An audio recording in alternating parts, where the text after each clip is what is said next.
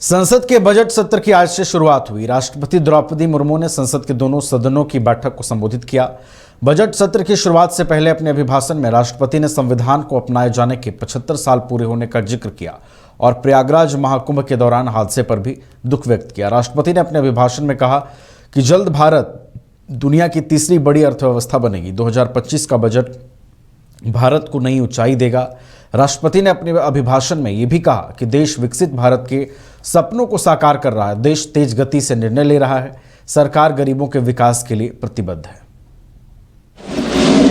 राष्ट्र निर्माण में करदाता के योगदान को मेरी सरकार ने सम्मान देते हुए टैक्स से जुड़े मसलों को आसान किया है। टैक्स विवादों को कम करने के लिए फेसलेस मूल्यांकन की शुरुआत कर पारदर्शिता बढ़ाई के वरिष्ठ नागरिकों को जिन्हें सिर्फ पेंशन मिलती है आयकर रिटर्न दाखिल करने के संबंध में स्वयं निर्णय लेने का अधिकार दिया गया है। माननीय सदस्यगण, मेरी सरकार महिलाओं के नेतृत्व में देश को सशक्त बनाने यानी ह्यूमन लेड डेवलपमेंट में विश्वास करती है। का मिशन के तहत 91 लाख से अधिक स्वयं सहायता समूहों को सशक्त किया जा रहा है। देश की 2 करोड़ से भी अधिक महिलाओं को इसके साथ जोड़ा गया है। इन्हें कुल 9 लाख करोड़ रुपये से अधिक की राशि बैंक लिंकेज के माध्यम से वितरित की जाए।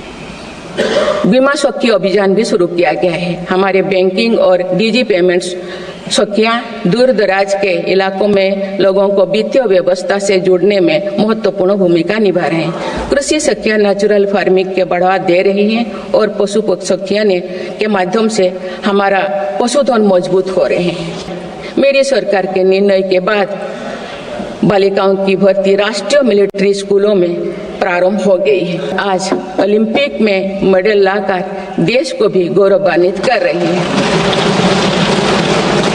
मैं भारत की संसद के माध्यम से देश की नारी शक्ति को विशेष बधाई देती हूँ। देश के हर बड़े प्रयास का दायित्व आगे बढ़कर भारत के युवाओं को उठाना पड़ा है, जो इनोवेशन के स्तंभ के रूप में उभर रहे हैं। 1000 करोड़ रुपया की लागत से स्पेस सेक्टर में वेंचर कैपिटल फंड की शुरुआत की गई है। US world future skill index 2025 में भारत विश्व में दूसरे नंबर पर पहुंच गया है। देश की गरीब, मध्यम वर्ग, युवा, महिलाओं, किसानों को सर्वोच्च प्राथमिकता मिली। मेरी सरकार ने तीसरे कार्यकाल में सभी के लिए आवास के उद्देश्य की पूर्ति के लिए ठोस कदम उठाए हैं। इनमें से करीब 70 लाख स्वामित्व कार्ड पिछले 6 महीने से जारी किए।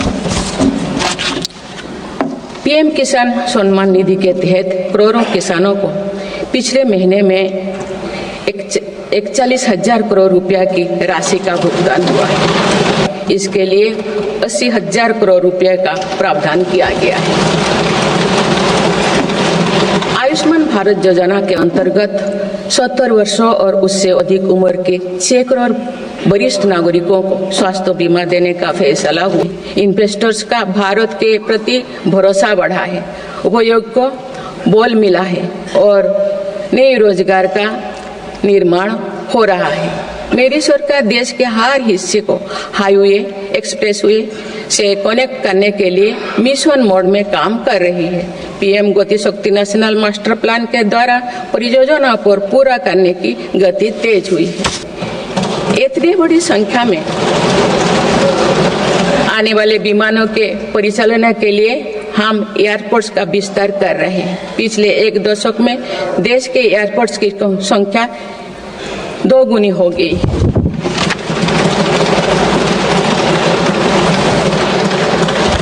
माननीय सदस्यगण, विकसित भारत को गति देने के लिए हमारे शहरों को फ्यूचर रेडी बनाना आवश्यक है। इस दिशा में मेरी सरकार ने शहरी सुविधाओं का आधुनिकीकरण कर उन्हें एनर्जी एफिशिएंट बनाने पर जोर दिया है। साथ ही नए शहर के विकास के भी नींव रखी जा रही है। मेरी सरकार ने लगभग 28,000 करोड़ रुपया के निवेश से देश भर में 12 इंडस्ट्रियल नोड और शहरों के पास 100 औद्योगिक पार्क बनाने का भी निर्णय लिया है। सरकार ने प्रधानमंत्री ग्राम सड़क योजना के चौथे चरण में 25,000 बस्तियों को जोड़ने के लिए 70,000 करोड़ रुपया स्वीकृत किए। आज जब हमारा देश अटल जी की जन्म शताब्दी का वर्ष मना रहा है, तो प्रधानमंत्री ग्राम सड़क योजना उनके विजन का पर्याय बनी हुई है। वन इलेक्शन और वक्फ अधिनियम संशोधन जैसे कई महत्वपूर्ण विषय पर भी सरकार ने तेज गति से कदम आगे बढ़ाए। मेरी सरकार के एक दशक के कार्यकाल ने विकसित भारत की यात्रा को नई ऊर्जा दी है। विकसित भारत के विजन में जन भागीदारी का सामूहिक सामर्थ्य है, देश की आर्थिक उन्नति का रोड मैप है।